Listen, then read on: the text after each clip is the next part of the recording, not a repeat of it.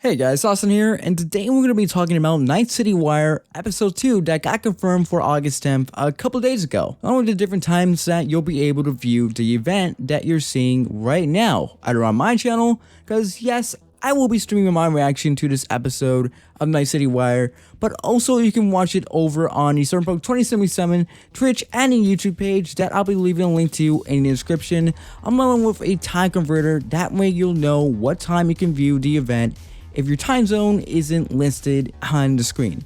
Now, getting into what we'll be seeing in this event, CD Projekt Red did say in a tweet that they'll be sharing much more details about life paths, show you the type of weapons you'll be using in the game, and discuss Refuse transformation into Samurai. So just when we all thought we learned a lot about the life paths in Cyberpunk 2077, there seems to be much more details that go into it, specifically when it comes to the dialogue choices in game that will have an impact on your playthrough, and it looks like we're going to be seeing more of that, or at least examples of that, in this episode of Night City Wire, along with a lot more weapons that'll be featured in the game. Hopefully they show off more of the tech weapons. To me, it's been something that hasn't been shown since the deep dive. Not really sure why, since a lot of them had unique concepts that provided different ways of playing the game, and also maybe show off a lot more of the melee weapons. We've seen screenshots and lots of artwork of them, but when it actually comes to gameplay, besides the mantis lives, the electric whip, and the katanas, we haven't seen much of them, and it's been pretty dry compared to a lot of the guns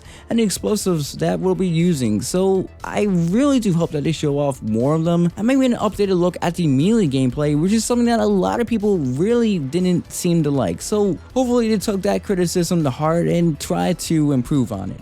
And hopefully we get to see more in-depth look at the weapons modification and crafting, because believe it or not, technically, yes, we've seen the mods that we can add to the weapons, but we've never seen how we would go about actually modding your weapons. If I remember right, certain weapons with those mods can only be crafted by buying said mods from a weapons broker. And again, we've never actually seen how you would craft these types of weapons, so maybe it'll look like how it did in Fallout 4 or Fallout New Vegas with this weapon modding, but it's too early to say. And finally, during the second episode of Night City Wire, it's confirmed that we'll learn more about Refused, which, if you don't know, they're actually a Swedish rock band that'll be taking on the role of Johnny Silverhand's fictional chrome rock band Samurai in Cyberpunk 2077. So just a really cool behind the scenes look at some of the music of the game. And of course, there are probably going to be a lot of surprises during this event that CD Projekt Red just aren't saying in this tweet, but they could just be trying to keep expectations on a grounded level, because there is a lot of hype around this game, and as such, people's expectations are really high.